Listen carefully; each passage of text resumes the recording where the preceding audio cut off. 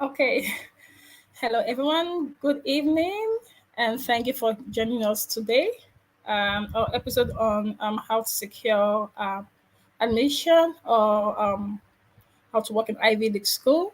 So, our normal tradition, feel free to just pop in the chat your name and where you're joining in from. So those on Facebook who are saying hello to you, those on LinkedIn, hello to you, and those on YouTube here with us, hello to you all. Thank you once again for joining in. So our host for today is not available, so I'll be hosting for today. My name is Ejiro Matilda Ikoko. I'm a PhD student, University of Leeds, and today we have two amazing speakers here with us. So we're going to start with ladies first. So, Charity, please can you just quickly introduce yourself? Okay, thank you very much, Ejiro. Hello, everyone. Good morning, good afternoon, good evening, wherever you're watching me from. My name is Charity Ainobi Asekare. I am currently a doctoral researcher at Brunel University, London. And my doctoral research is looking at working with young people in Nigeria to prevent tobacco smoking through health communication. And I'm working with them using a participatory methodology.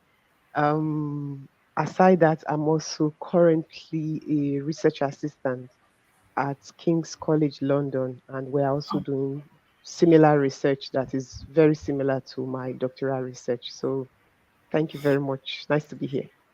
That is lovely. Thank you so much. Now, let's go to Francis. Oh my God, I'm always like feeling happy when I'm calling Francis name because we have our own discussion. So, Francis, please introduce yourself and thank you for joining us. Yeah.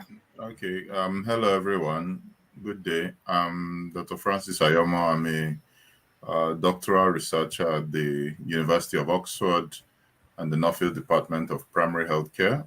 I'm doing research on primary healthcare in Nigeria, particularly looking at task shifting for maternal health services. So basically, trying to understand how healthcare workers navigate the use of the tax shifting approach to deliver services and how the tax shifting policy has played a role in all that, what's working and what's not working, so that we could make recommendations to improve the delivery and access to maternal health services within primary healthcare settings. So I'm happy to be here. I'm not lucky to have a plum job like Charity with King's College. Saying I was like, oh my God. Yeah, but happy to share my insights and support as much as possible. Thank you. Thank you so much. Since everybody talked about the research, so let me talk about my own research also. So, my research is that I'm looking at women mobility needs in sub-Saharan Africa and how we can like co-design a solution to meet their everyday mobility needs to mobility as a service. So I can see we have people on LinkedIn. I'm looking at the LinkedIn page with my phone. And we have people on Facebook. So please feel free to drop your name. Let's see what you're journeying in from. Okay, so we'll not be alone in this discussion. So let's go straight into the business for today. We are expecting one more speaker, and I think he's kind of occupied, but he's going to join in. So when he does, we'll have an introduction. So back to our discussion for today. So I don't know. Let's start with this. Some people are kind of scared. They don't even consider Ivy League school. Like, no, this is not for me, or this is like a mountain. But I think before we touch that, could you just quickly maybe help us in your own words or your own understanding what are Ivy League schools? Just help people understand for those that are very new to what that means. Charity, Francis, anyone can start. It's fine. Okay, so from my understanding, the Ivy League schools or the Russell Group schools, whichever term you would be calling it, if you're in the UK here or in the US, it's all about schools that are known for strong academic research, really having that rigor behind research, and just being top tier when it comes to having won grants, research grants, based on the resources, human resources they have. Most of those schools have strong partnerships, networks that is far reaching out from even within the countries where they are based. So I think the Russell Group schools within the UK are, I think, 24, and Oxford and King's College London happen to be one of those. Yes. So this is my um brief overview of what Russell Group schools are for the UK. Then for the US, like I was told previously, is Brown University, I think Cornell University, but yeah, I'm not sure how many. But irrespective of whether the Russell Group or the Ivy League schools, these are just top tier schools that have strong academic research, capacities, resources, funding, you name it, they have it all. Okay, thank you so much. And Dr. Francis?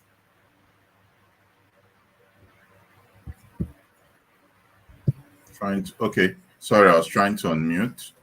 Okay. Yeah. So, sorry, I missed the question. You were asking about So, Ivy League. yeah. So you was an Ivy League school or was it Russell school to you? Yeah. What do you understand? Like, this is what people that don't understand. Yeah. Well, I think the Ivy League schools are just a group of schools that are recognized as being top tier, and schools that have a very good reputation, whether you look at it from the angle of their ranking or the achievements of their alumni or the quality of their research or the amount of endowments or financial resources they have both for their school and for their research.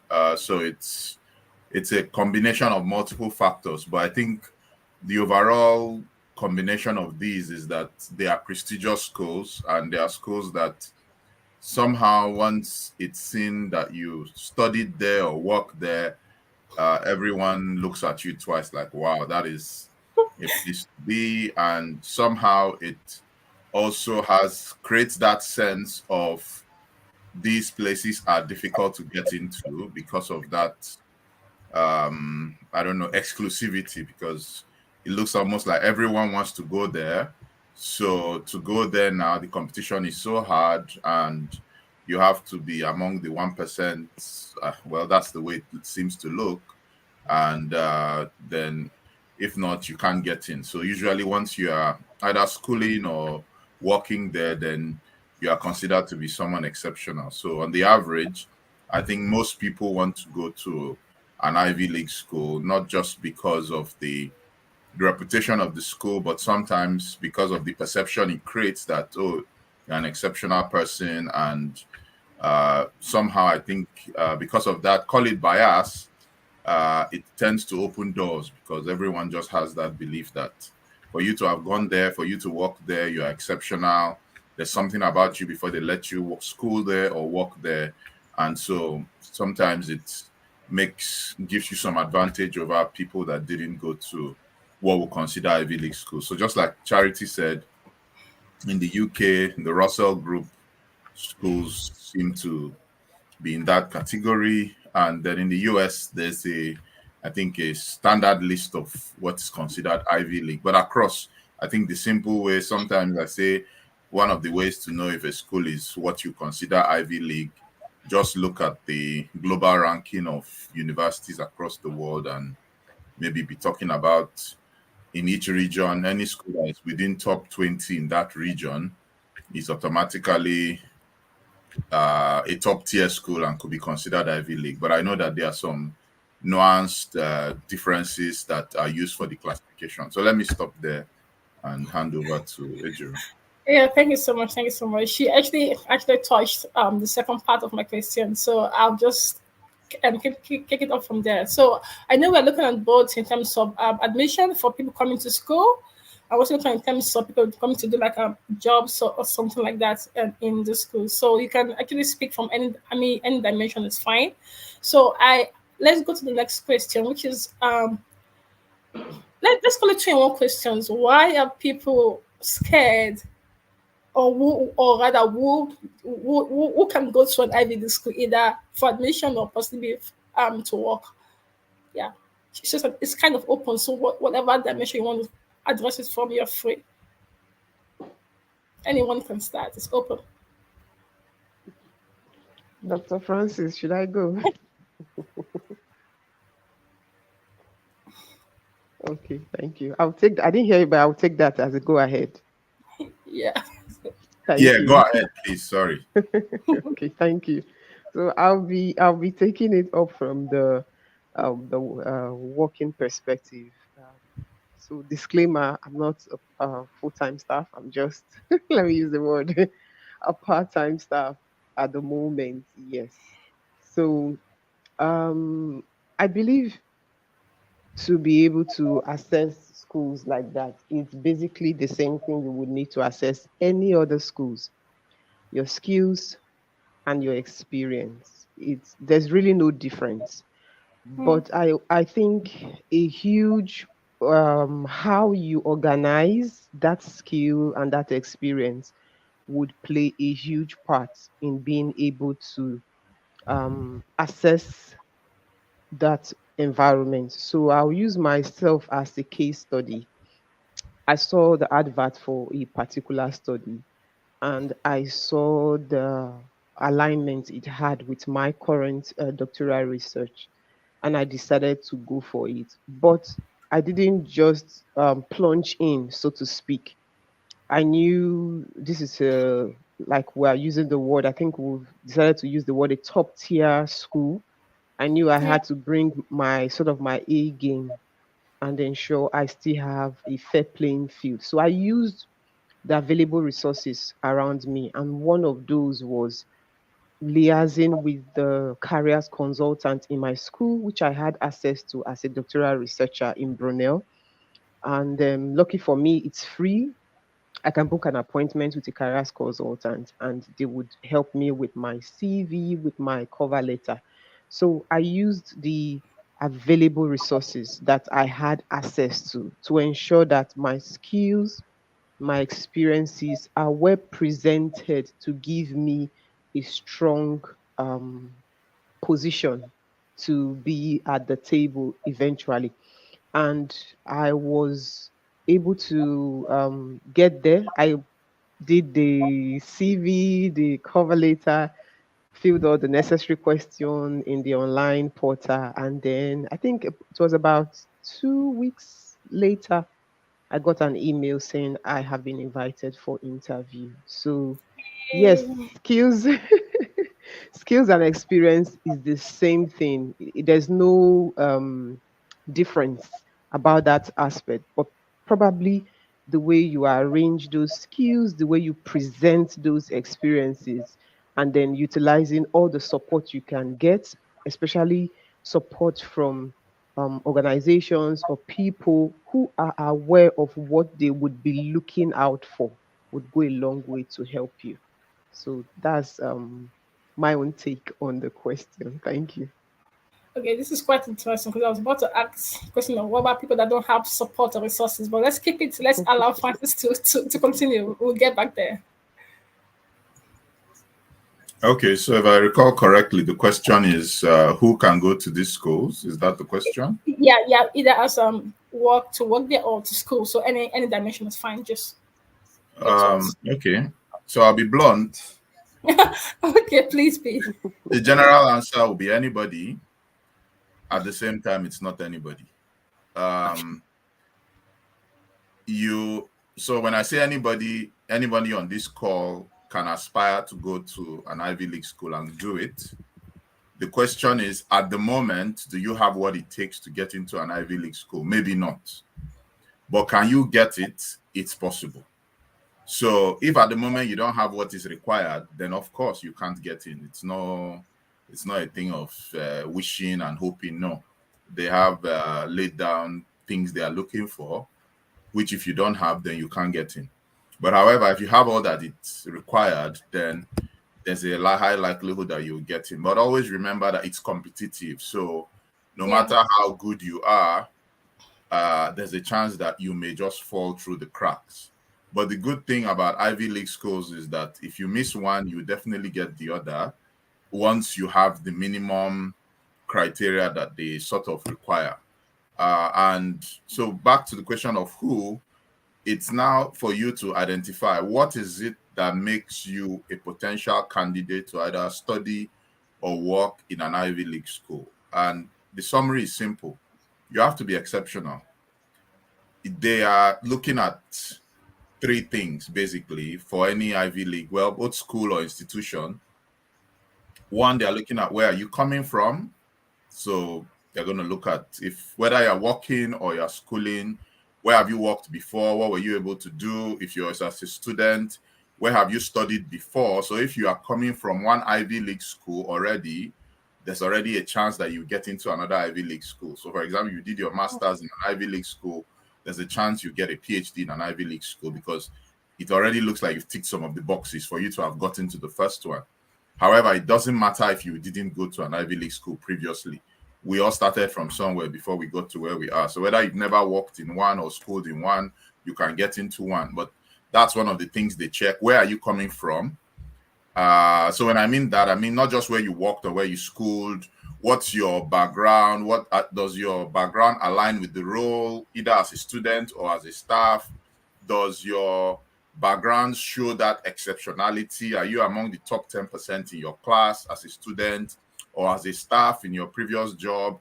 Can, from your CV or from the interview, can you show the value you added as a staff that made you among the top 10% in that organization, that will make them want to have you in their own organization? Basically, they need to be able to predict the value that you bring. Now, that's where you're coming from. Now, where you are, then based on their interaction with you and where you are coming from, they need to also be able to estimate the value that you bring to them.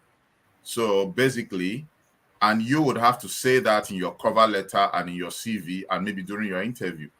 Because if you cannot sell yourself well for them to see that you're a high value candidate, either as a staff or a student, then you won't get in. Somebody who is less than you, but is able to express and package himself better, we get the job. Because again, this thing is a perception thing. Many a times, there are no exams per se, or even though there are exams, maybe like depending, maybe for students that want to do maybe MBAs or whatever, maybe GMAT, IELTS, even after the exams, there's still a long competitive queue there.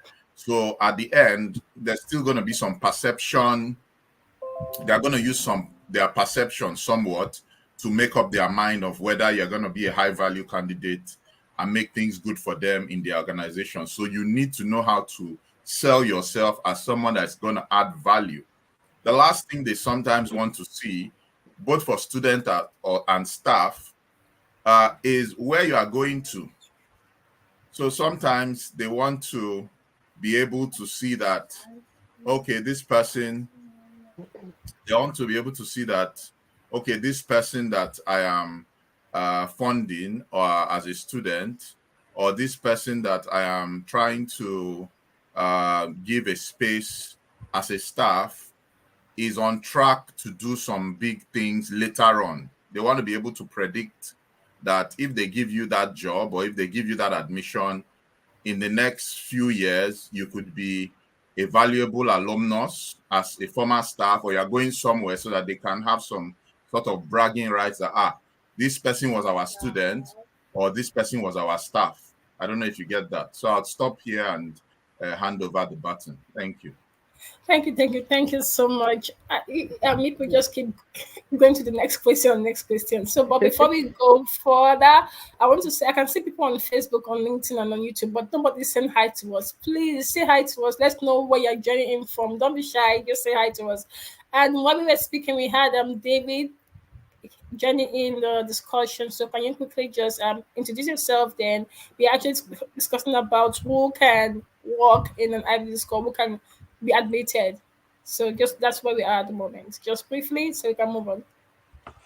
Hello, everyone. My name is David Michael, and I am so pleased to be here. Thank you so much for the invitation. I was so elated and excited to hear Dr. Francis drop those strategic punchlines.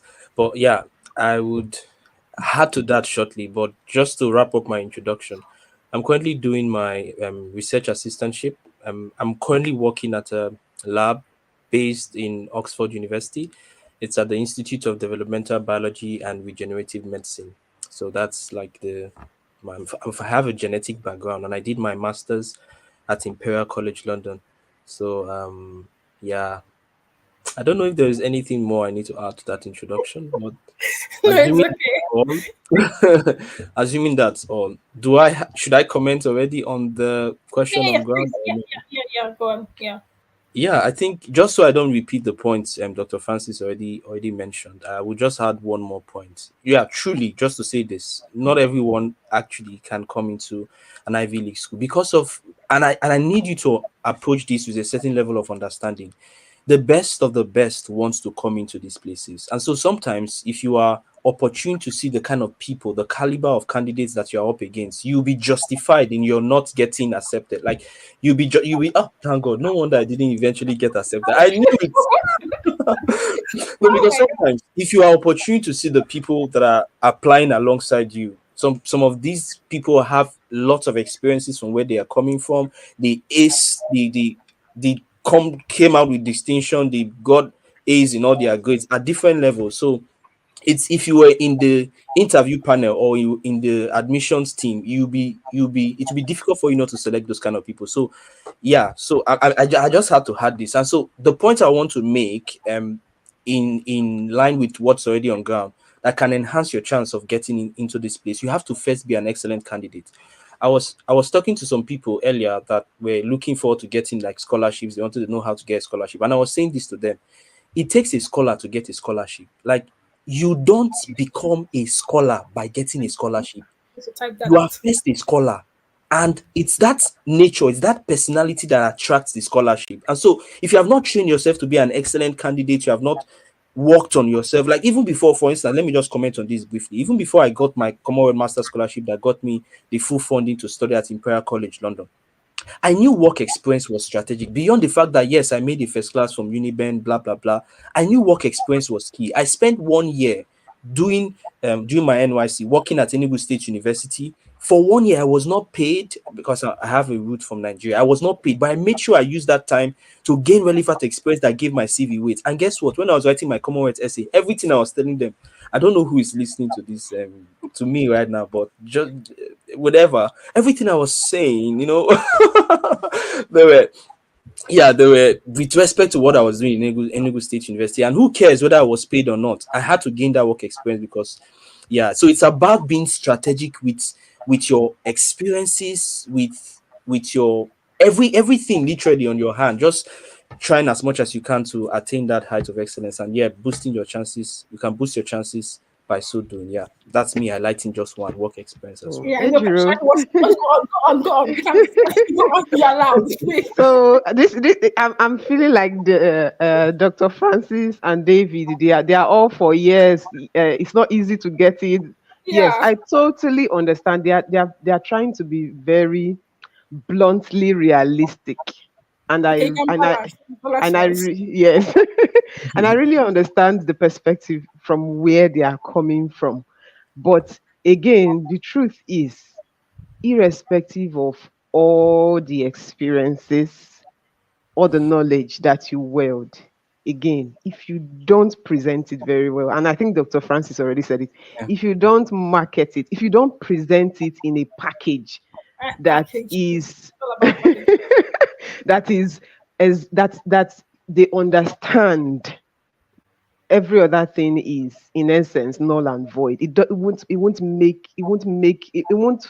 do anything for you, which is why I said again, I'm not coming from, in quotes, an Ivy League school, but I had a research experience, I had a research knowledge, and I knew this job, I can get it if if I do one or two things better than I have been doing it. That's why I said I made use of the available resources and support. So even if you know you have the research experience, the background, the knowledge, the skills, yes, if they are calling the best of the best, you would be called. But if you don't know how to arrange that experience, that skills very well, you will fall short of the set they will be calling. So again, whatever resources you have, it may not be like a careers consultant that you have access to and you can book a free appointment with, as in my case, yes. But whatever resources you have, do a SWOT analysis, pinpoint exactly the type of resources you have and how they can help you. Because the truth is, if you're approaching somebody to help you, one of my lecturers, I studied in University of Ibadan for my master's in public health. One of my lecturers will say, help is not help until the person you are helping acknowledges that it is help. Oh my God. So you must identify where you need help and be bold enough to say, this is where I want you to help me. This is where I want you to help me.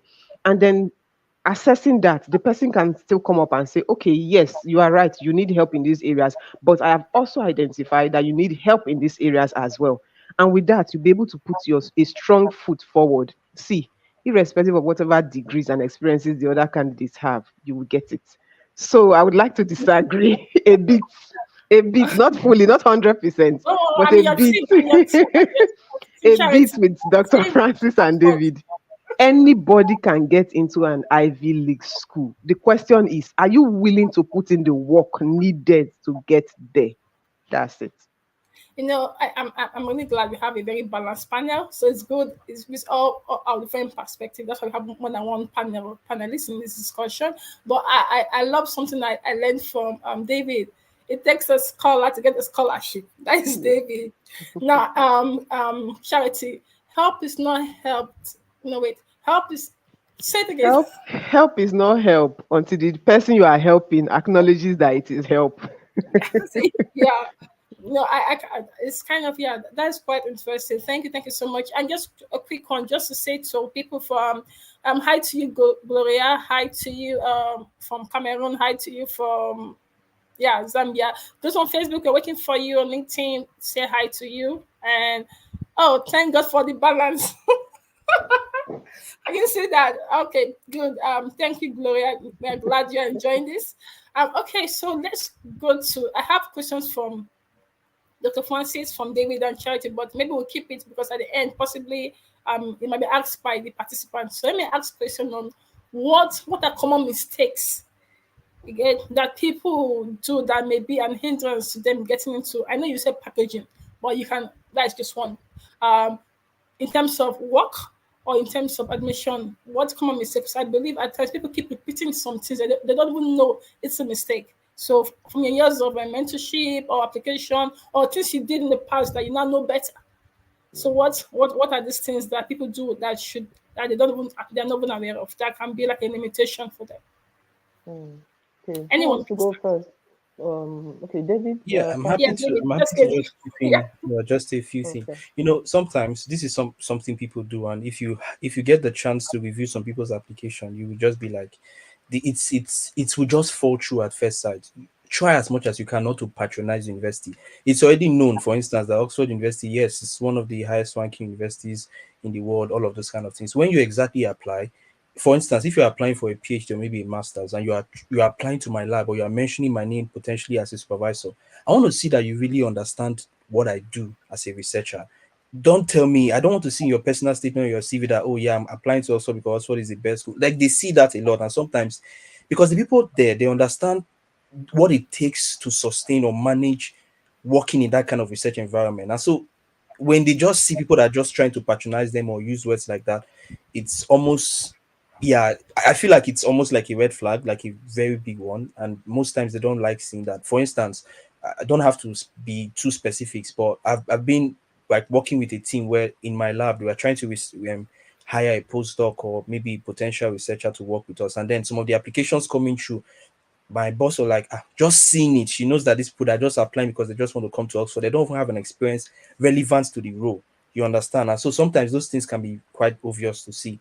Another thing too, just a quick one that I feel also can stand against people getting through. I feel like many people are not exactly strategic with their application. So for instance, you're applying to Oxford for a job. Let me now limit it to maybe a PhD opportunity or a master's or whatever. And you have not researched the school. You don't know that Oxford operates a collegiate system. You don't know that there are colleges, potential fundings you can get from colleges. So, for instance, maybe you're an African student, you want to apply for a PhD. There's a Ruben College that usually have like they have lots of partnership with like Oxford African societies. There's this Black African funding that you can easily get sometimes depending on the kind of colleges you choose. And generally, just applying to Oxford, let's say to for a PhD position, you will, if you don't have a scholarship, ideally you should be automatically considered for some college places here and there. So sometimes being strategic to do your background research before applying can also increase your chances.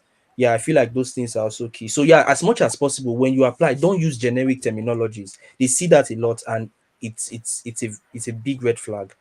Yeah, don't use generic terminologies. Be specific, and yeah. Okay, thank you so much, Charity. Okay, The thank you very balance. much. No, I was really enjoying hearing David speak because yeah, Yeah. he's sort of hitting the iron where it's hot.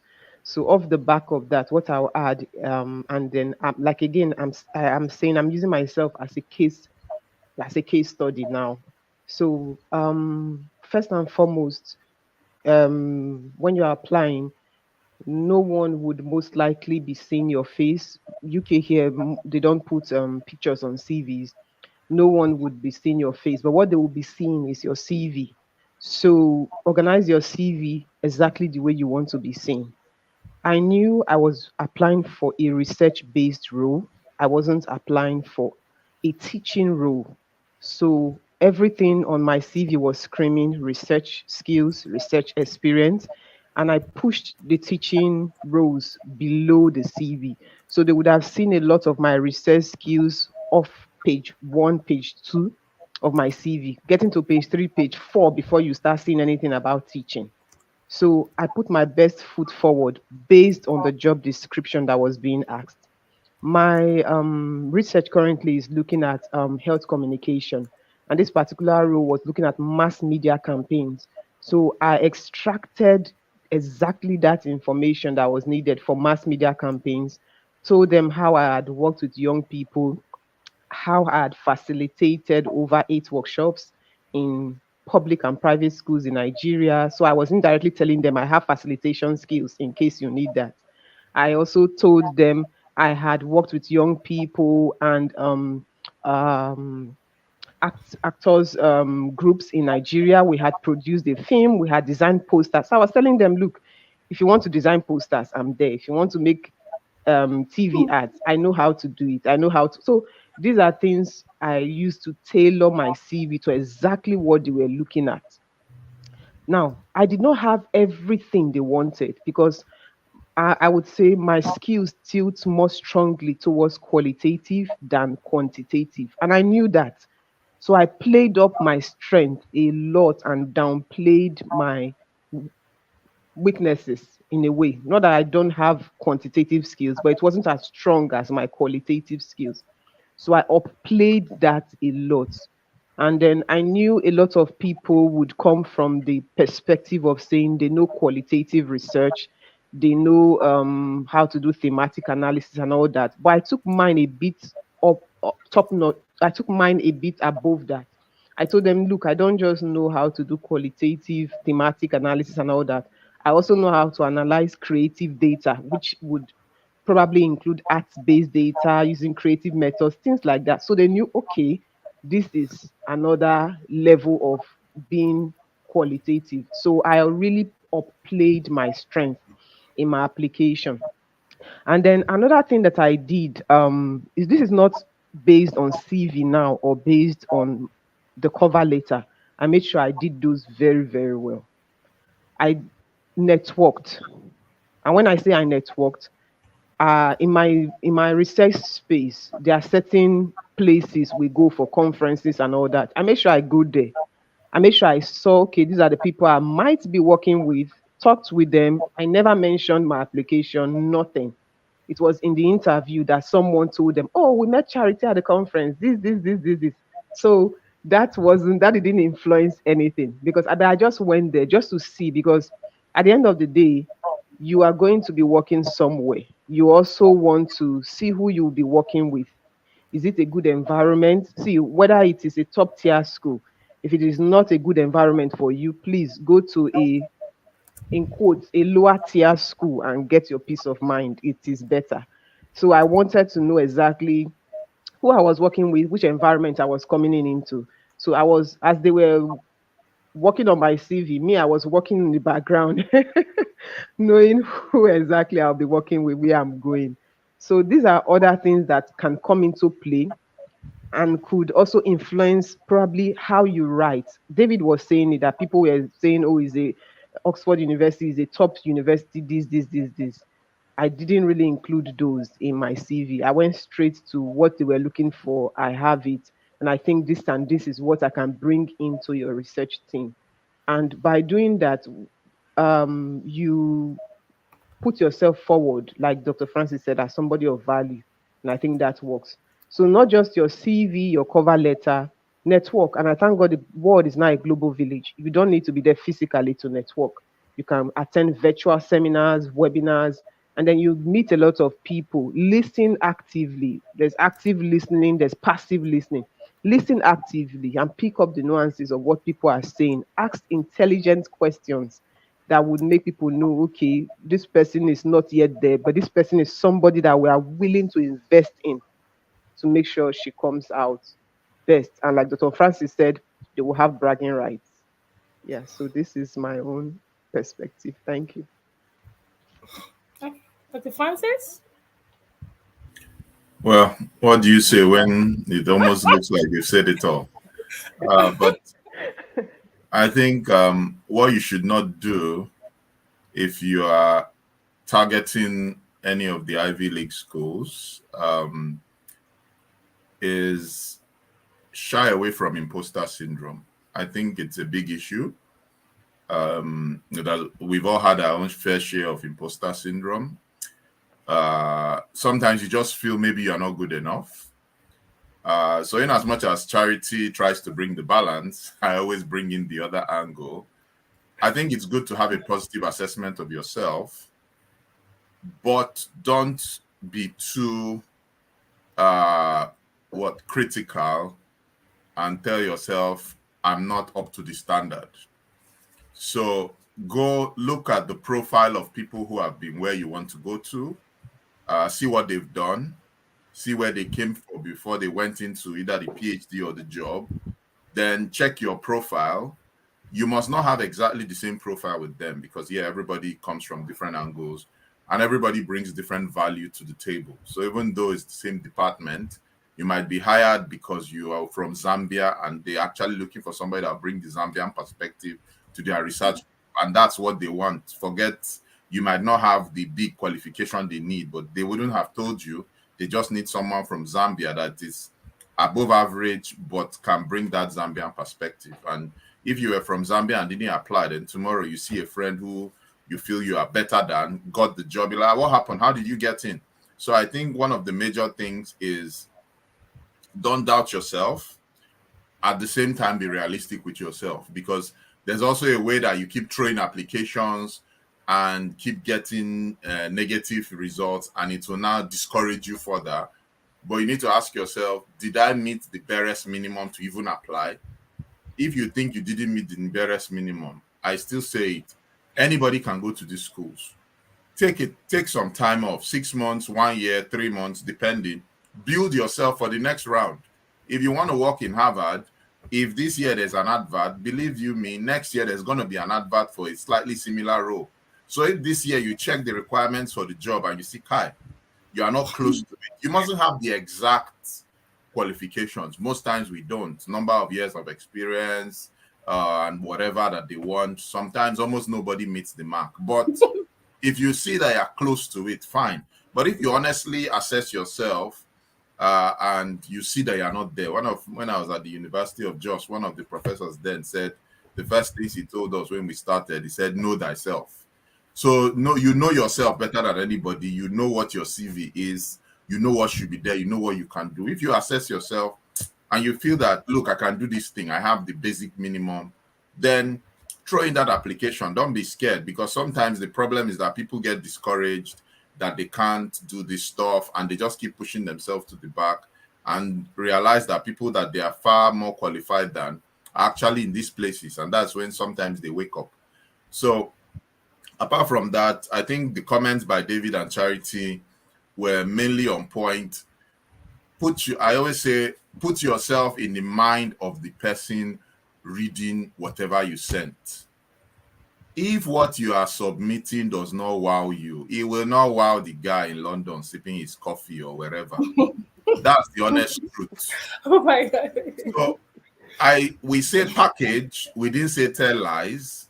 Yeah. There's a way I can take a very rusty car, wash it very well, take it to a painter, they paint it so well. The car might have a good engine but a bad body. But when I do the body so well, the car looks so attractive. And I'll tell you a little joke. When I was in the university, my first car, a friend then came into the car and said, Oga, the outside of your car and the inside, they are not matching, because the car on the outside was well painted, it was shiny, the pecs. But when you come inside, of course, there are some things. This car is still an old car. But so basically, you need to organize yourself and package yourself very well. Read your cover letter. If it's not good enough, look, the world, like we say, is a global village. These days, there's nothing you can't learn on YouTube and on when you Google stuff. The problem we have sometimes is that people think these things are easy. And I'll say maybe that's another thing that you need to not do. If you've been thinking this thing is easy, then you need to unlearn that thought. Now, the reason why some people might wake up tonight, see an advert that Harvard needs a researcher, somebody like Charity now, with her experience, if she wants to come to Oxford or Harvard or wherever, she can do the application overnight because she has experience. She has built it. If you've never done that, you can't do it overnight. Not because Charity has two heads or David has two heads. They are building on a wealth of knowledge they've gathered over the last 5 to 7 years. Yeah. You have never done this, or maybe have only done it once. So you might need 1 month to get an application that's of the same quality as what Charity will put up in a weekend.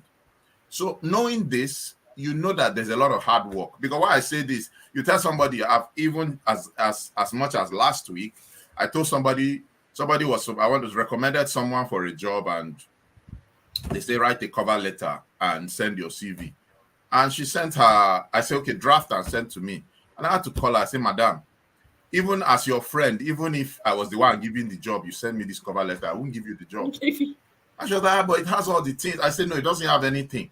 And I said, go online and do the research. And this person had 24 hours to send the cover letter. She sent it back. It was still not as good as it should be. I had to have another call. We kind of worked on it together, and she submitted. I wish her luck. But it shows you how sometimes not everybody has that opportunity to have someone that will read that letter again and say, no, it's not good enough. But to be honest with you, if you go online, I used to tell people, if you go online and read 20 personal statements or look through 20 solid CVs, you don't need to be told how to tailor your CV to be like how to make your CV. If you read 20 that wow you, then you now need to tell yourself, okay, how can I frame my CV to not look like those? But you tell somebody, go online and get a sample, he will read 2 essays and come and compose. So basically, I think one of my comments here, so that I can allow others speak, or next question to drop, is that applying whether for studies, for job, in some of these big organizations or schools, then there's a need for quality. So quality takes time. If you are not that expert that has done it severally, then you would need to invest that time, 1 week, 2 weeks, 1 month, and not compare yourself with a David or a Francis who can possibly just spend a few hours over the weekend, and by Monday, there's something that is good enough to go. You might need a week or 2 weeks to do that, because again, remember, we are all busy people. Applying for that job is not your only thing. So you are creating time. So please give it the attention it needs, because to be honest, like we said at the beginning, the people who go to these schools, the people who get these jobs, they don't have 2 heads. They are just like you. Sometimes you are even better than them. The only thing is that they believed in themselves and they invested the time and put in the work, and they saw the results. And then eventually somebody now say, oh, he knows somebody in King's College. That's why he got, his uncle works in Cambridge. That's why it's especially in this part of the world, most things are on merit. So it's in as much as, yes, networking has a way to assist and pull you up, but that might only be an advantage if, for example, Charity and someone else were having the same final score at the end of an interview. They both got 80-80. And they say, but we've met Charity. We had a nice chat with her at the conference. The other lady, we've never met her. On the basis of that, let's get Charity in. Not because Charity got 50 and somebody got 80 and they'll give her the role because she met them at the conference. So yeah, networking. Thank you. Yeah. So, yes, thank you very much. You said it better than me. So networking does help, but it will not. You need to get to the table where networking may now pull you in. If you just network and you send a rubbish application, just like I told my friend last week, even if I was the one hiring with that cover letter, so let me stop there and allow Ejiro continue to lead us. Thank you. Sorry, Ejiro. I'm very happy that Dr. Francis said it this way, because I was trying to really give the impression that, look, getting the CV, the cover letter, everything is important, and then networking too also helps, but not that it is the only thing. Oh, totally no. I made sure I put in my best. I can't go totally explain everything in words, but I went the extra mile. My background, my professional background, I worked a while as an education consultant. So I've been helping people package their CVs and their statement of purpose, their personal statement for years. So I knew exactly what to do. So my career consultant was just telling me, okay, do this better, do this better, do this better. So the CV, the cover letter was strong. And I'm not saying that to sound very pompous or proud. I'm saying it because it's fact. I know what I put in there. I know what I wrote. I'm saying that because it's fact. So I knew it was good. But I'm also of the school of thought that I want to be comfortable where I'm working. I want to have this personal touch and know exactly where I'm going. And there's another thing I did when they got in touch with me, that I was one of those they picked to come for an interview. They said, we are having it online. Would you like to join online on Teams, on Zoom for the meeting? Said every other candidates are coming online for it. I said, no, I want a physical one-on-one interview with you all. So I was the only person they interviewed in person. Every other person was online. I refused an online interview. That's me. I'm going there not just to be interviewed, but also to see with my two, according to our worry people, Koro eyes, who is also interviewing me, and to know, okay, should I be running the other direction or should I be accepting this? Because yes, I want to work in a very good research area, but at the end of the day, I want to ensure whoever I'm working with is somebody outside research. I can still say, oh, I like this person. I would be happy to work with this person in the future. But that's me. So every other person, every malam to you get to, but that's me. Thank you so much because we have people joining in from Tanzania, Oklahoma, and Cameroon, etc. When you mean Koro eyes, I mean your clear eyes. We have a diverse audience. We need to interpret. So clear eyes. David, you're smiling. You want to say something, or should I move on? No, yeah, move on to the next question. I don't want to. Yeah. Okay, thank you so much. I just want to say thank you to, we had other people putting their name in from Cameroon. Thank you. Thank you. I can't pronounce the name, so to be safe, thank you from Cameroon. Dr. Francis mentioned something, because as much as we want to talk about Ivy League school, there's some people who are not used to some terminologies. You mentioned imposter syndrome. I think I took note of that. You should just quickly tell them what that is, because we have different audiences joining from different parts of the world. So they might not be used to that term. Can you just quickly say what that means?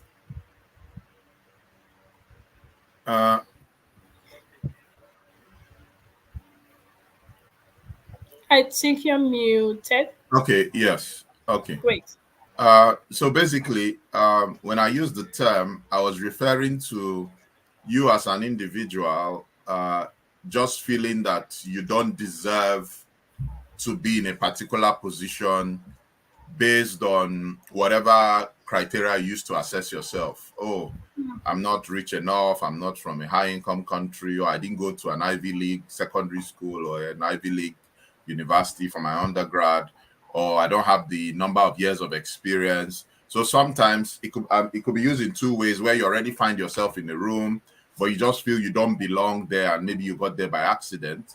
But sometimes that could also be linked to your views about yourself even before you apply to a role, where you are now doubting yourself and feel, no, I don't think I'm good enough. No, I don't think I'm Harvard material. I don't think I'm Yale or Oxford material.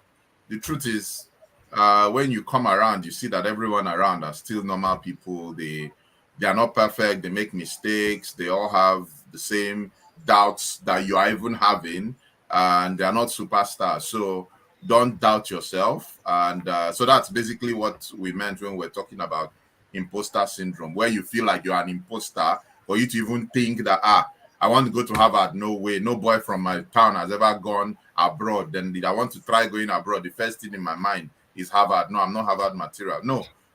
Keep that aside and objectively assess yourself. And if you see you tick all those boxes, then when those thoughts come, know that it's some sort of imposter syndrome that is just making you doubt yourself, and try to fight it and believe in yourself and send your application. And you see that a lot of people are those magical stories that, the first boy in his village to go to university, and he went to Oxford, and you are wondering if he was actually thinking about the fact that he's the first boy in his village to go to university and allowed it hold him back, then he would have maybe gone to another school, because he would have doubted, if I'm the first to go to university, maybe let me start with a smaller one and not aim for the big one. So, Ejiro, I think I'll stop there. Otherwise, I'll keep ranting. Well, thank you so much. I just want to say, first of all, to people, because one way to know what you want is to get resources. And Charity mentioned that use your resources. Now, some people might not have resources, but like the speaker said, the internet is your best friend. Like this discussion we're having as a resource, you can actually get information. I think I saw someone joining from Tanzania, and Tanzania is about 3 hours or 4 hours ahead. So it's quite late, and they're still listening. So this is a step in to get information. So like Mike said, some people don't want to do the work. You need to do the work. You cannot compare yourself to Charity or to David, like Dr. Chris said. Francis. So please, you need to invest in yourself, invest your time. So we have question on LinkedIn. And so let me quickly pop it. It's not popping up on the chat, so I'm going to read it from my phone. It's me. So good thing the speaker is into health, and it happens that all the speakers today are health personnel. So this is Gift Uko from LinkedIn. She said, I am currently doing my master's in public health in the Netherlands. I am looking for PhD opportunities in public health in the area of maternal and child health. Do you mean a PhD is a job? Should I repeat that, or did you get it? Should I repeat the question? Or did you get it? Okay. The person wants to know if a PhD is a job. I think it depends on where the person is coming from. In Germany, if I'm right, they do pay PhD holders like they are working. So like they don't work. They just focus on doing the PhD full time, and then they pay them like they would pay staff. But here in the UK, it's a bit different. People who get fully funded scholarships, they may not need to work because the full funding covers everything for the scholarship. Some people may get partial funding. That means they may have to work. In my own case, I'm working because the research area is something I'm passionate about. So whether I work or I don't work, I'm covered. Thank you. I think that's my understanding of the question, but I think maybe you, Dr. Francis or David, may have another perspective on the question. No, I think it's same perspective. It's best to consider a PhD as a job, but I think have it in your mind that it's a low-paying job. But yes, it's a job more or less where you are doing research, working for the university and for yourself, trying to produce some research outputs. So I think that's the best way. It's school, but it's also some sort of job setting, because you are most times you are likely to be paid. Again, depends on the country and the setting, but in many settings you end up getting paid some stipend, which you could call some sort of salary at the end of the day. So yeah, it's best to consider it a job that doesn't pay that well. So the earlier you finish it and look for a better paying job, the better. Again, depends on how interested you are in the academia and other things. Because sometimes even when you transition on in academia, it's not as rosy financially as some other sectors. But yeah, PhD job, my answer will be yes. Thank you. Yeah, Just, and please, David. Yeah. if you want to ask a question, you could just ask me. Maybe I then contribute after the question. Should I go on, or do you want to ask No, another? please go on, go on, go on. Please go Okay. on.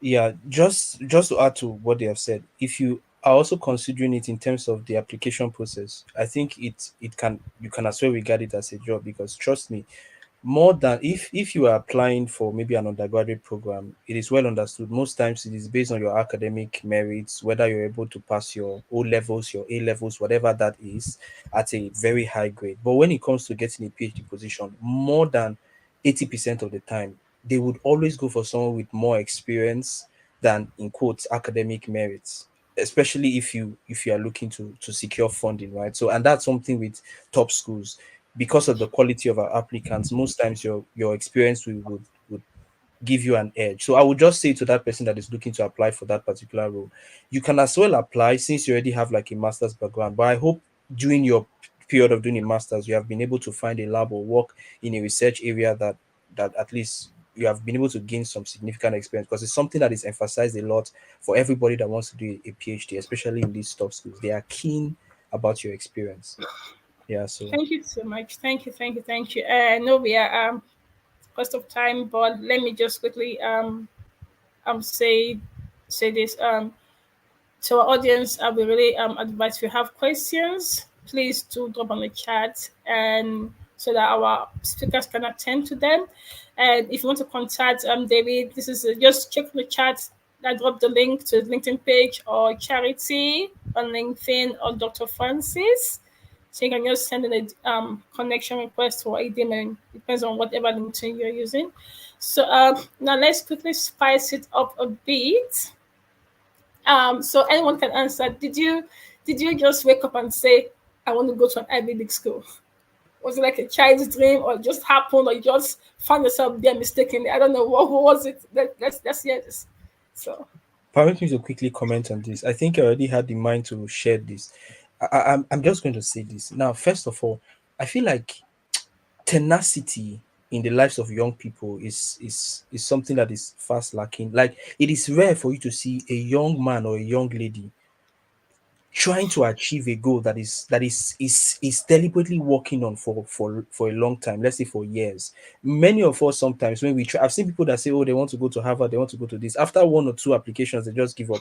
Some people that got even masters, fully funded master scholarship, they kept at it for 3-4 years, and every single time they kept improving themselves. So when you see people that are in Oxford today, it's not like most of them just got it at their first application. They knew they wanted to go to Oxford, and a lot of the time they had been preparing in the background in terms of gaining relevant experience. Just like when you know there's a job. There was one job one time I saw with ECOWAS or something, and I looked at this job. When I looked at the caliber of people they were looking for, even I knew that no, I cannot apply because I'm not yet there. But if I wanted the job, I knew one or two things I could have done to prepare myself. So in answering that question, I did not. I think I had the mind. I've always loved big schools, even when I've been in my kindergarten years. Not really kindergarten, that's too early. But when I've been in like secondary school and all of that, I was even telling my elderly ones, I don't want to go to a secondary school if it's not Cambridge, because there's this Cambridge High School then in my city where I grew up in Nigeria. I told her I didn't want to go to a school if it's not Cambridge school, if it's not Oxford. I just generally loved big schools. That is me. So I'm not really in Oxford because I feel like, I want to be able to raise my shoulders. No, I like being in a place where I know I can get the best out of it. And so it was something I kept at. So it's like I gave you an example when I started talking, because I knew I wanted to like gain a Commonwealth scholarship. I knew I needed work experience. You will not believe that I spent one full year working in a university without pay. I was in Nigeria, there's something we call NYS, it's compulsory youth service. Because I know how critical that experience is. Normally, I was supposed to be posted to a university, but somehow I didn't want to leave my state of posting, and I needed to gain significant work experience. So when I didn't get the access to go to university by direct posting, I like told we call them LI, local inspector, then post me to a secondary school. But then when she did, I specifically went to Enugu State University to volunteer, and I worked for 1 full year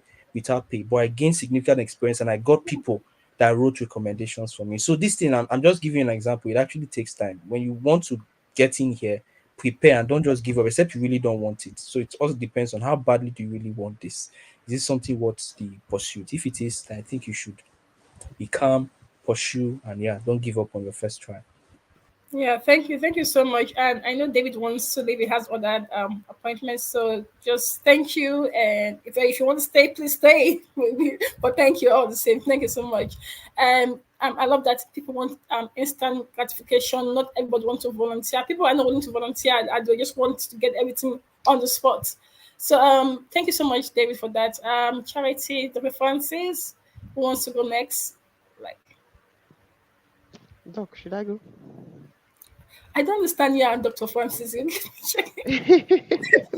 Doc, now my senior Ghana. So, if I got you right, the question is if we sort out to say, oh, we're applying to a top tier school, right? Oh yeah, or in your own words, you use your cocoa iron like yes. Okay, so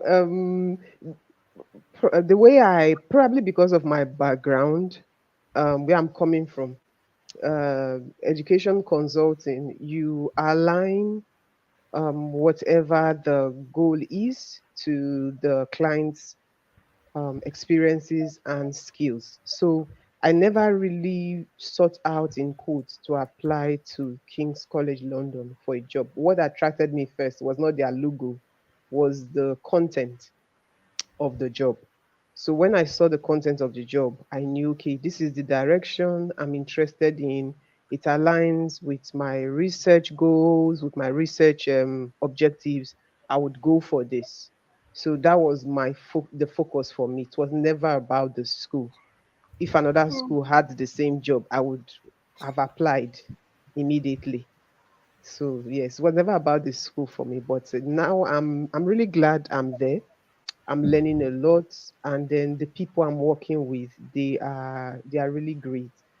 Like there's something Dr. Francis said that this caliber of people, they've gotten all A's, different different awards, different recognitions, but working with them, it's not really in quote. They don't carry it on their shoulders or anything. They don't wear it like an armor. They're just daily people like you and I, just that they've been able to access a lot more than we have. But another thing I like about them is they're very open to ensuring you also have same access, build your skills. So it's a matter of, are you willing to put in the work? It's one thing to get into these top tier schools.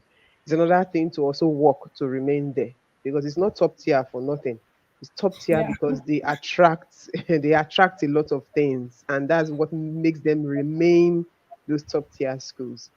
So yes, for me it wasn't really about the school, but about the job description. Thank you so much. And Dr. Francis, okay. Okay. So while we are waiting for him to okay, yeah, great. Dr. Francis, thank you. Yeah, hello. Yeah, we can hear you, please. Okay, so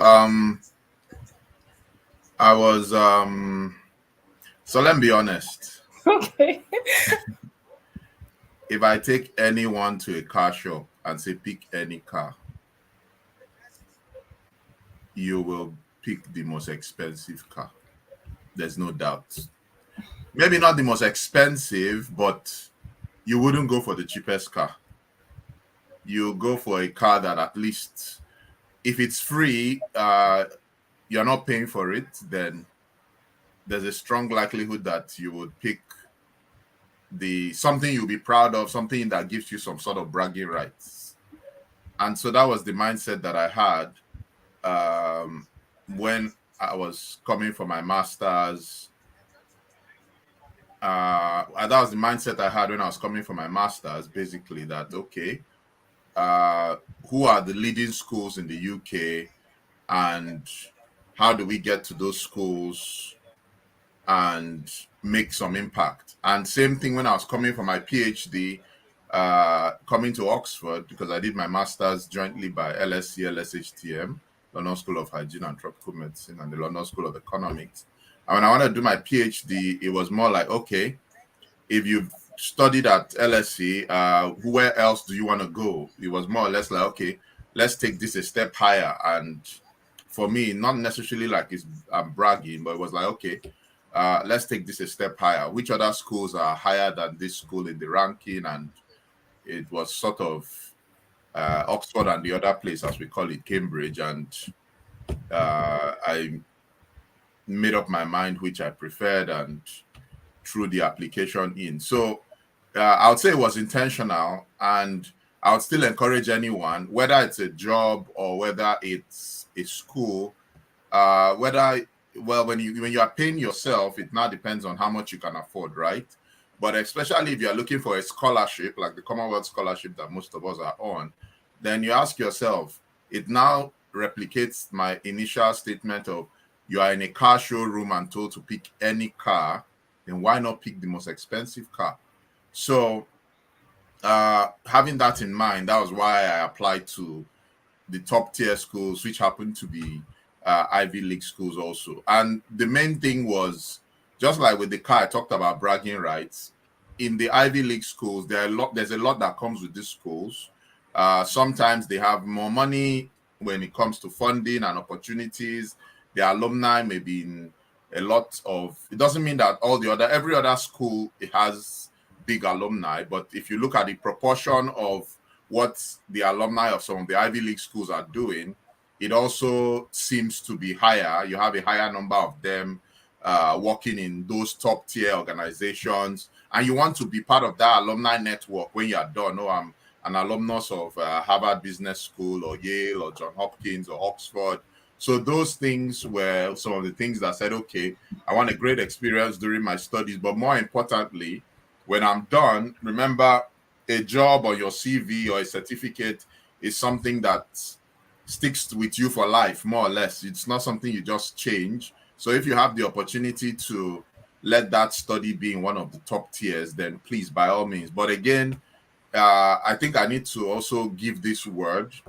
I had some comments with some friends recently, and I gave this advice, and I'll still give it here. The fact that you did not go to the so-called top tier schools does not mean that you will not get to that place you were meant to get to, because that's another thing. It's good I emphasize this. There are a lot of people today who never went to any Ivy League. In fact, they checked their whole CV. They all went to averagely okay schools, but they knew what they were doing. They were resilient. They worked hard at what they were doing. And eventually today, some people who went to the Ivy League schools are their staff. They are the ones employing some of those guys. So the truth is, they say time and chance happen to everyone. Sometimes the time when you want to go to those schools, things may not align, and you may just have to go to university at a particular time, or you may just have to do a PhD at a particular time. So don't be discouraged that, oh, because I didn't go to Columbia University or I didn't go to Cambridge, then that means that goal I'm aiming to get, I wouldn't get it because, so no, there's no place that you cannot get to because you didn't go to an Ivy League school. Yes, it might not be as easy as it might be for someone who went to that school, maybe because he's in an alumni network, or like we said about networks, you need to be able to meet up with the job or the qualification required, but your network might pull you in. So somebody from that kind of environment might find it easier to cross those barriers. But if you meet the minimum expectation for a job or for a scholarship or for admission, then there's a strong chance that you would still get in. So my recommendation is don't get discouraged, because I know sometimes some people feel, I didn't go to Ivy League school, I cannot work at the World Bank. I cannot work in the UN. No, I cannot hold this position or that position. No. you can do it. You may just have a little more hurdle than the other person, but I think at the end that even gives you bigger bragging rights. I know it sounds funny when I say it, but you cannot tell the other person, yes, you went to Harvard and I didn't go to Harvard. I went to one other small school, but are we not together in the same office? And that's the truth. So don't get discouraged that I didn't get. I'm not being negative, but I'm just being realistic that somehow, sometimes time and chance happen. But it's all what I always say. Sometimes I give people career advice, and when the discussion starts, they say, "Oh, I want guidance." The first question I ask is, "Tell me where you want to be in 20 years," and they are looking at me like, "Huh?" And I say, "Yes, it starts from now to think. If you are not thinking of where you want to be in 20 years, we can't have this discussion, because anything we are talking about career, we're just trying to map how you will get to that target goal. And then, of course, sometimes that's when some people realize that they've never thought about it, or the goals they set for themselves are really so low, and the career discussion even starts with, okay, let's go back to goal setting. I think you need to go and rethink where you want to be in the next 20 years or 15 years, because for now, I think you are selling yourself short. So let me stop here. You know, I can talk a lot, Ejiro. So other questions.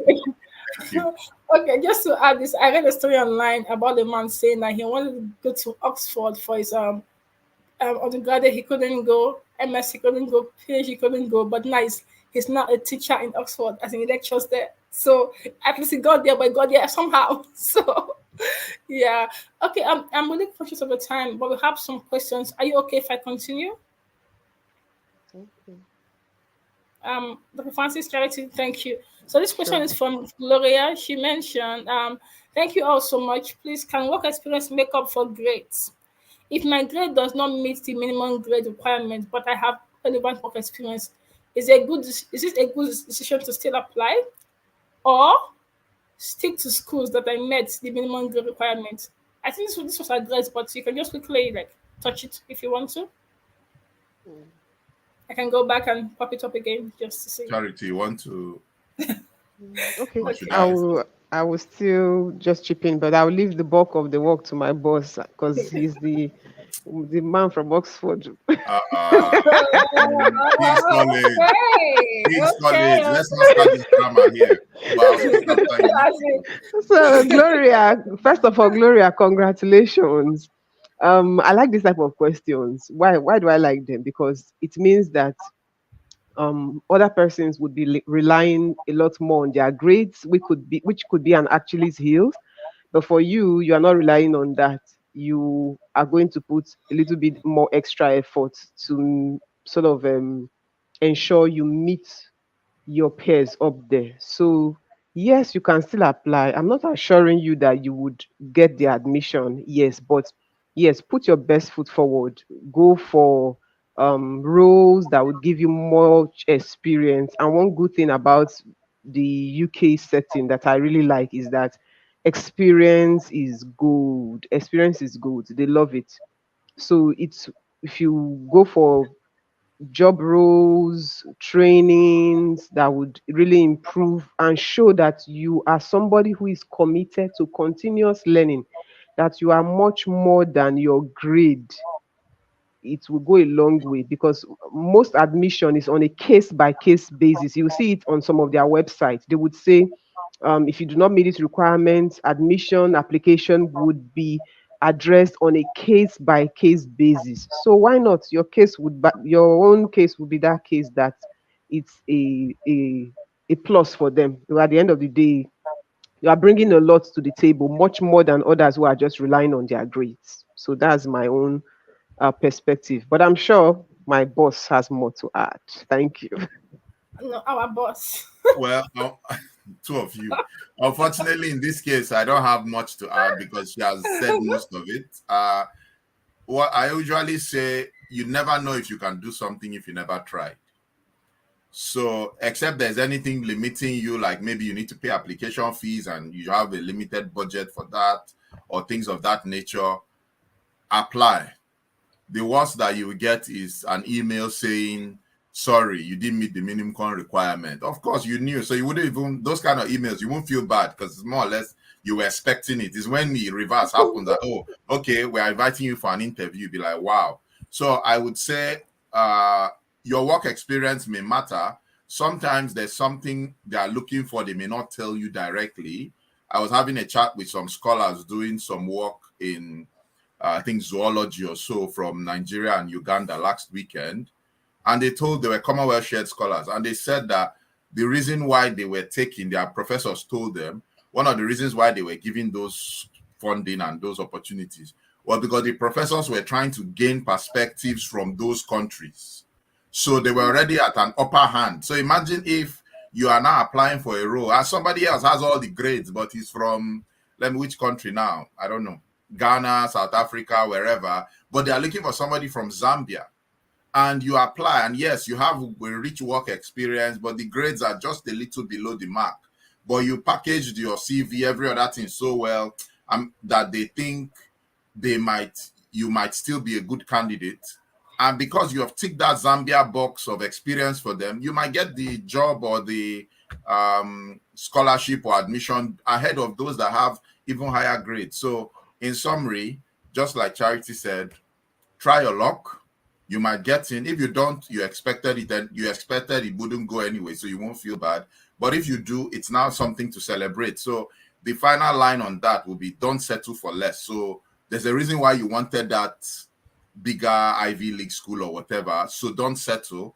But if you can't make it now, of course, if your timelines allow you to wait for and prepare yourself better, you can do that. If you don't have that leeway and you have to go this year, and it has to be another maybe less prestigious institution, by all means, there will be opportunities to still come back and still be at the top, even if you didn't attend an Ivy League school at this instance. I usually say, I've said it a few times, maybe I'll say it again. When I was going for my master's, I didn't bother applying to the Oxford and the Cambridges of this world, because I felt at that time I didn't have something to offer them. That's the truth. But when I was now done with my master's, I was like, okay, after doing this level, I think I need to go to the next level. So I think you should have that mindset of don't settle. Yes, sometimes we actually do judge ourselves and feel we're not good enough. But if you have something else like work experience to support your application, even though provided the grades are not too low, again, I believe in people being realistic. If they say they need IELTS of 7.5, and you have IELTS of 6, you are not being realistic if you still apply, for example, in my opinion.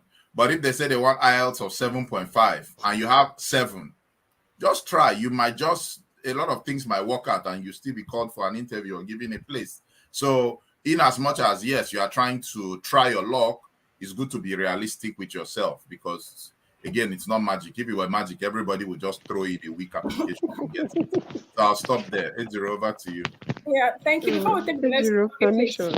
Oh, please. Oh, thank you. I forgot to add something, and as Dr. Francis was speaking, I remembered. So yes, we talk about your experience, your skills, and I don't know if I think is it Gloria who asked that question? And what exactly? Second Tracy? I can't remember the person's name. Sorry, what? This one? The person that asked about the grade. Yes, the one about the grade. It's Gloria, right? Okay, Gloria. Yeah. So Gloria, another thing you can do. I'm not sure if you are in the health research sector, but another thing you can do is you have your BS. If you have your BSc, if you have your masters already, I'm assuming you are aiming for a PhD, right? But however it is, try and get your publications out. I was lucky enough to have supervisors who encouraged me to publish my project from my BSc, project from my master's. So I had like publications already before I attempted the PhD journey. So that would also help. So that's another thing to also show them that irrespective of the grade you have, it may just be circumstance. You are much far bigger than your grade, because if you have something published from a grade that was in all quotes, okay, she said, Gloria said it's in management and she has a master's, please go publish, target a journal that their goals and their objectives align with the research gap or research area you are doing, and publish there and have it in your LinkedIn or your Linktree profile, whatever. Just have it there. It goes a long way to show that, look, irrespective of the grade, you are the best candidate. Thank you so much. Speaking about PhD, I want to, I guess it's like a quick game. So, Dr. Francis and Charity. So, for someone doing a PhD, what should be number one in the balance? So, what should be the choice? Is it Ivy League school or supervisor? Okay, who's answering that? No, it's your own thinking, so it's fine. No judgment. Whatever you say is fine. So, It's your own perspective. I'm always biased when I'm asked this kind of questions. Okay. Now, I'll say Ivy League school for one reason. Okay. Because you've never, it's just like, okay, well, a marriage might slightly be different, but you do not know the supervisor yet. You cannot bet on anything. But I know an Ivy League school is an Ivy League school. I can take that to the bank. Because supervisor, maybe we've had one or two emails. He's sounding nice. I can't guarantee what will happen when I'm really his student. I agree that for a PhD, one of the most important things is your supervisor. If you have a bad supervisor, you are in trouble. Oh yeah. But if that question was to come, again, this would be my judgment call.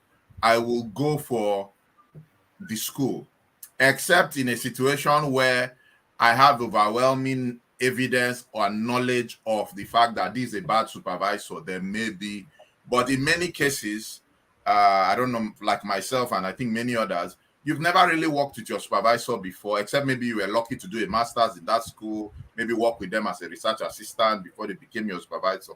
In that case, maybe you know these people. But otherwise, I think most up to 80% of PhD students have never really worked closely with their supervisors and maybe just interact with them via email, look at their profile, see that their research interests align, and then tell them, oh, I want you to supervise me. So if I'm going in blind like that, then I'd rather go for the school first, because I might say, oh, this lady smiles a lot, and then you go in and you see that the lady is something else. So it's better for me. I'll go with the one that I'm more certain about, which is the prestige of this. Okay, 1 point. Charity, let's see what we have. Not Okay. supporting us. Debate now. Balance. So I see. I have to be realistic. I understand what Dr. Francis is talking about.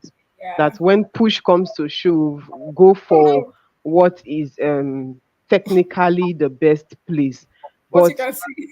For me, maybe I always approach things like this from another perspective. So in my own case, my advice would be for the person who may be in this position that we are talking about and we are laughing is whatever you believe in, pray. Because the truth is you don't know what will happen 50 years from now, 100 years from now. So just prayerfully select, because all that glitters isn't really good. In my own case, I would use myself as an example again. When I applied for the Commonwealth scholarship, the Commonwealth would give you 3 options, 3 schools, 3 supervisors. 2 of my supervisors supported my application. 1 outrightly rejected it immediately at that point. So I knew, okay, I'm down to 2 schools. But now I'm very, very happy that I didn't go to those schools. I'm very happy I came to this particular school where I am, because I don't think the peace of mind I'm enjoying now, any other supervisor could have given it to me. So just pray. Pray whatever you believe in, and then use your inner eye to really see where you should be going. And then irrespective of whether it's Ivy League or not an Ivy League school, everything will work out for best for you at the end of the day. So let's see, we'll win. Well, let me just make one decision. For me, I pick both. Okay, so we have just questions. I think we'll stop at this question. This one is from Kwama. To everyone, besides the Commonwealth and Shelby Scholarship, how can one fund a master's program at Ivy League University in the UK?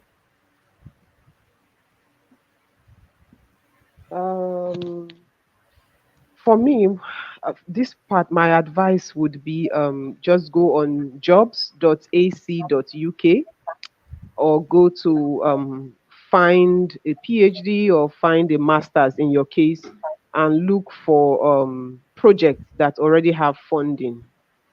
So jobs, yes, thank you, Ejiro. Jobs.ac.uk, or you go to find a master's or find a PhD, any of these.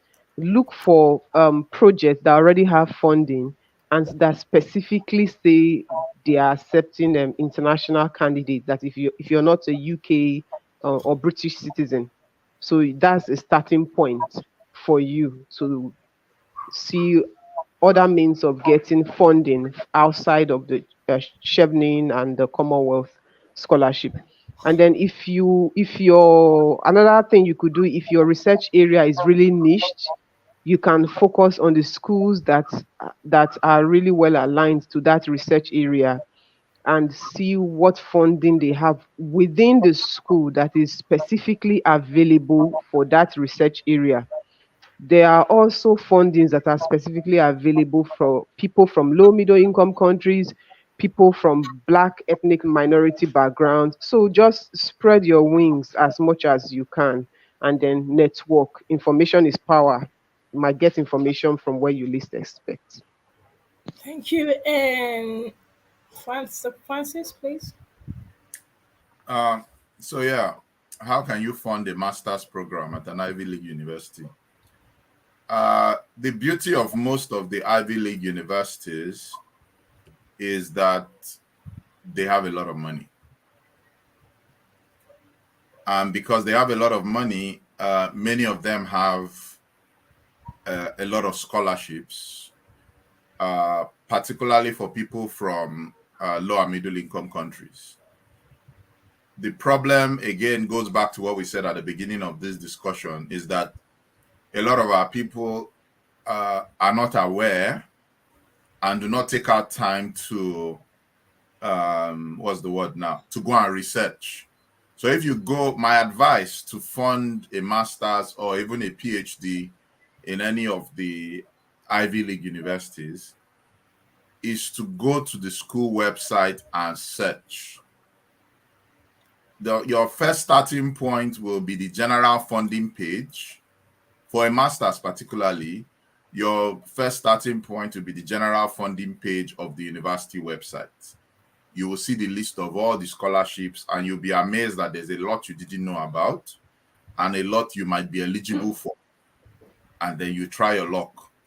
For those applying for PhDs, apart from looking at general funding in the website, that's the funding website of the university, go to the websites of all the departments that you think you can do a PhD in. Like for Oxford, for example, if you are a researcher in health, we have almost 5 different departments that you can situate your PhD research in, regardless of where it is. They all do similar, they can accommodate almost, and not all kinds, but almost any kind of PhD research if you find a supervisor in that area. So many a times, researchers, professors advertise the projects that they have on the university website. So if you didn't, on the department's website, they will say, oh, I have this research idea. If you're interested, contact me. Most times for them to throw those applications open, that means they have funding. They're just looking for the PhD student that meets the standard, that is interested in the topic, and that has met minimum criteria to get admitted. And you have so sometimes it's almost as if it's an easy way in. Yes, it's competitive, but again, you're also not sure how many people will apply. Because if everybody doesn't search, and at the end only 5 or 6 people apply, then you see that the competition is now very little and saves you the stress of joining the whole Commonwealth and Chevening competition, more or less. So my advice would be that check the university website. That's your best resource, because even if I know they are funding from different foundations, MasterCard Foundation, Schlumberger, most of these organizations will still advertise, their scholarships will still be advertised on the university website. So instead of going to check, is so foundation giving scholarship this year or just go on the university site, particularly for masters. So for Oxford, for example, if you are from sub-Saharan Africa, I know there was someone from Netherlands on the call, but if you are someone from sub-Saharan Africa, the AFOC scholarship just got expanded to about 40 people this year. Formerly, when they started, it was only 2 or 3. Now they've got funding for almost 40 people. And once you are from Africa and you apply and your application is good enough to get an admission, you're automatically considered for the scholarship. So without applying to Chevening or Commonwealth, you can get funded by the university through the AFOC scholarship. And there are several other scholarships like that at the University of Oxford. So, and I'm sure a lot of other universities have those pockets of scholarship that if you didn't go and search for them, you wouldn't really know, or except somebody working in the finance team tells you, there's this scholarship, there's this woman or man or company who has given an endowment that we can fund 2 students this year, 5 students. So I would advise that whatever school it is you want to go to their website and do your homework. The truth is, like I always say, many people leave these things for last minute because they assume or they think it will just come to them. Please, you don't hustle for this thing, it won't come.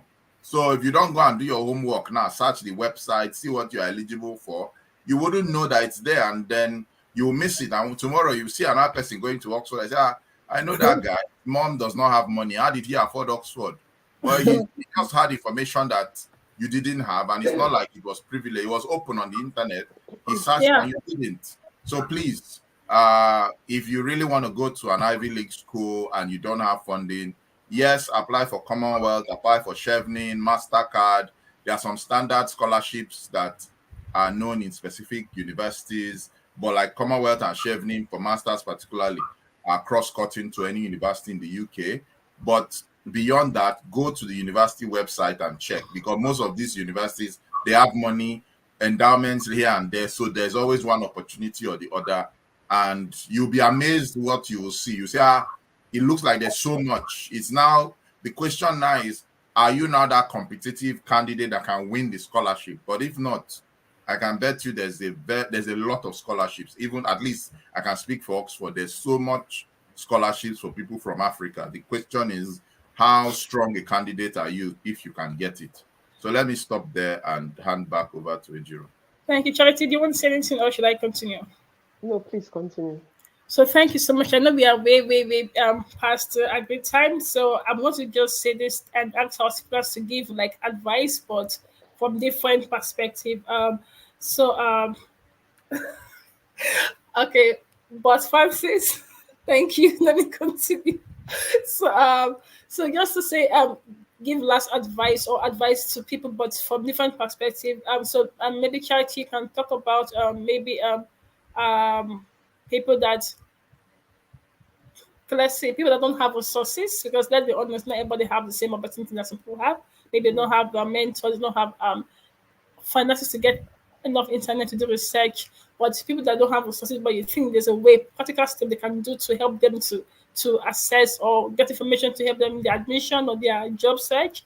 Then for then other advice you can also add to that. Then for Francis, people that have applied for like 4 or 5 times, because at times it's exhausting. I met someone that applied for Chevening 10 because it's on the 10th application. When I heard, I was like, oh my God, 10 times. So as much as you know that you have to keep applying, but it's a lot. So you can give advice on that in addition to any other advice. Then we'll call it a night. So who wants to start? Let's see. Anyone who wants to start? Let me start because I know my Oga will finish work, please. So let me start. He's only finishing me, yes. So about resources. Okay, so I know Ejiro rightly said not everyone has access to a lot of resources, but one thing I do, I'm always looking for new information using YouTube, and lucky for me and for many persons, there's a vast array of resources that is available on YouTube, and for free. You'll be surprised. There's a vast array of available resources. There's a lot of persons on YouTube that is giving people step by step how to apply for these scholarships, tips to use. A lot is ongoing. Please be open to learning And I think that's one of the things that David made mention of, that you must first be a scholar before you get a scholarship. Part of being a scholar is being open to learning. You have to be very, very open to learning new things. A, a lot of the time, things that we are looking out there for maybe just near us, but we may not know that is there.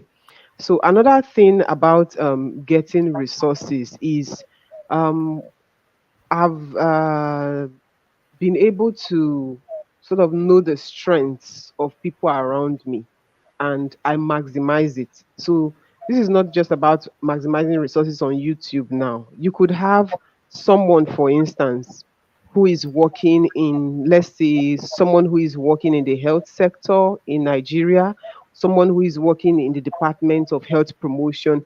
These people have strong implementation skills when it comes to implementing interventions in communities. Like, they have strong skills when it comes to that area. So people like that, when you are able to ask, when you are able to gain information from them, they can easily tell you if certain things are feasible, have been done, or isn't already done. I'm speaking for the health part because this is my own area now. So people around you as well, you can also access resources from them. When I say resources, I'm talking about materials, I'm talking about advice, I'm talking about support, I'm talking about information. These are all that I'm encapsulating in to mean resources. So these are just some of the ones off the top of my head that I can easily mention right now.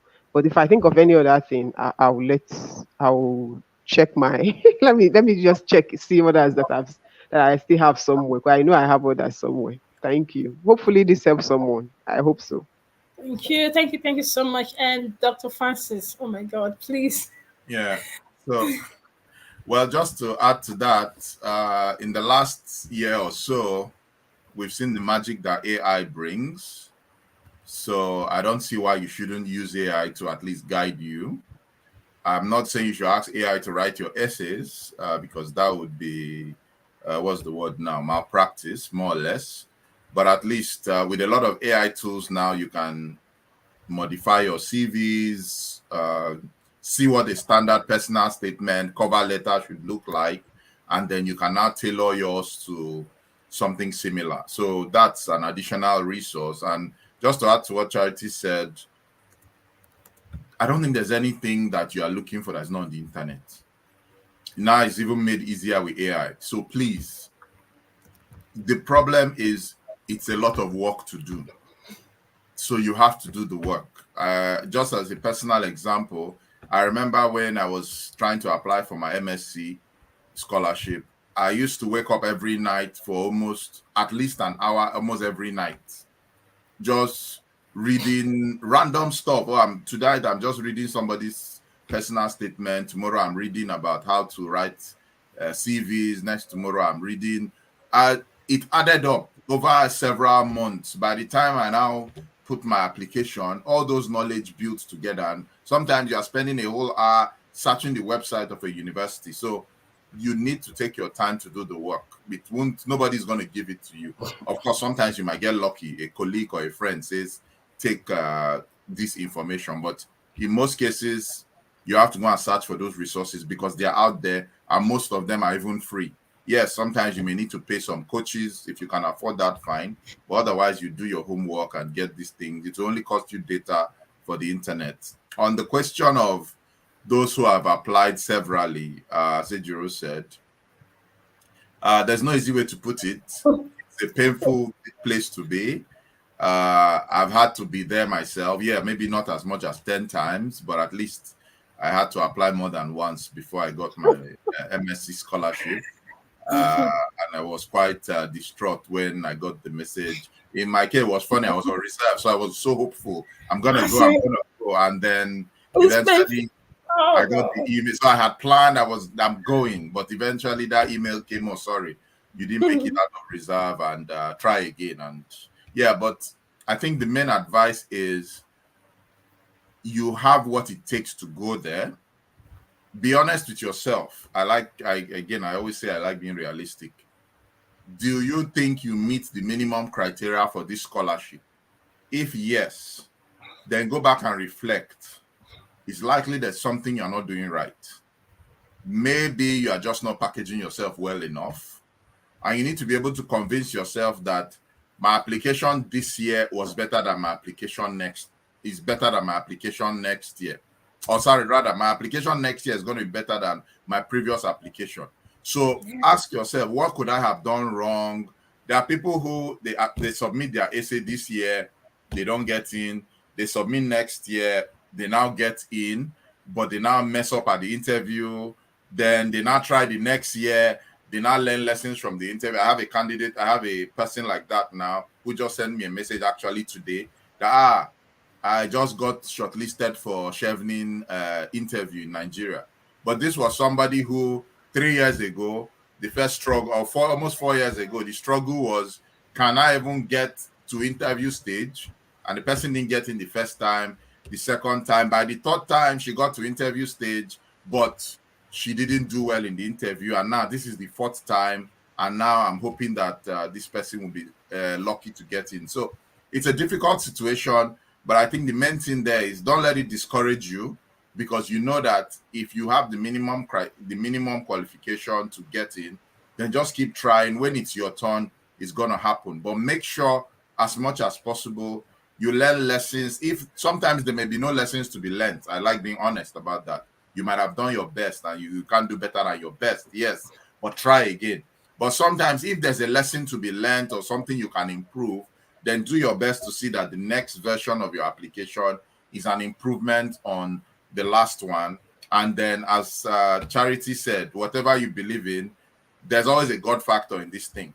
Sometimes God might say it's not meant to happen. I had a final example. I had a friend who wanted to go for Chevening. He told me Commonwealth, whatever. You know, there's that Chevening Commonwealth banter. Let's not go into that now. But he said he was a Chevening scholar. He's a leader, blah, blah, blah. But he applied for both. Unfortunately for him, he made some mistakes when filling Chevening, such that the computer automatically calculated that he had only 6 months work experience. It was just an error in putting dates. But immediately he submitted the application. A month later, he got an email saying he was out. And I told him something is wrong with your application. And when he checked, he saw the mistake. And I told him that was your mistake. But luckily, this person got a Commonwealth shared scholarship and came to do a master's in Oxford. So it's just try your best, put your tentacles out, but there's a God factor to it. So when you do your best, as on a final note, one of my mentors will say, work as if it all depends on your hard work on the one end, then pray as if it all depends on your prayer on the other end. So if you do these two, eventually, if it's the prayer that will make you work, it will work. If it's the hard work that make you work, it will work. But don't just do all the work and forget that there's a God factor, or do all the praying. That one is even worse. Do all the praying and think it's magic that the scholarship will automatically be given to you as a gift from God. You are your own. So I think that's a good way to, end it for me. So believe in yourself.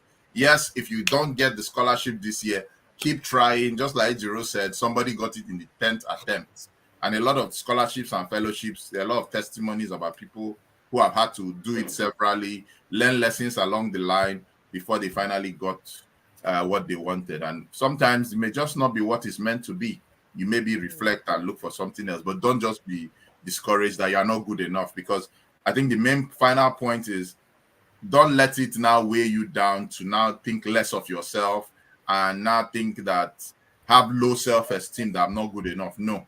Know thyself. If you are what it, you know you are what it. Don't deceive yourself. If you've not gotten to maybe that qualification, that grade, or your essays are not quality enough, you yourself will know that it's not good enough, then you work on it. But if you are sure you've done your best, then at least don't just get a low self-esteem because it didn't work. It will now be even more to push you even further down, because now you may not even have confidence to even aspire for even other simpler things, because you are now feeling that you are not worth it and having low self-esteem. So I'll stop there. I can go on, and it's been nice being on this call, and happy to always chat with Ejiro and Charity in the room.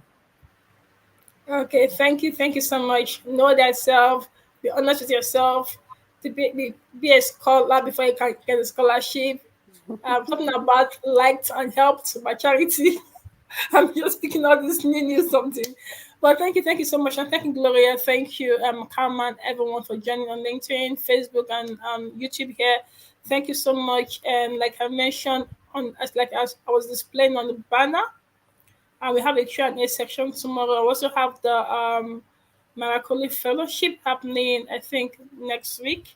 So apart from one thing about this session is you get to ask your question and get feedback, which is a good thing. I think it's a good resource which we should take advantage of. And also you get to know about other scholarship. Like I didn't even know about the scholarship until Dr. Francis mentioned it. Oxford, I had no idea. I had to go and do a quick search. So apart from getting your question attended to, you get to get inspiration. And you also get to know about other opportunities or scholarships out there. So please do the work like they say, take advantage and keep winning. I think we are good. Any last final good? So thank you so much everyone and see you. Bye. Thank you for the All opportunity. right. Bye. Bye. Bye, everyone.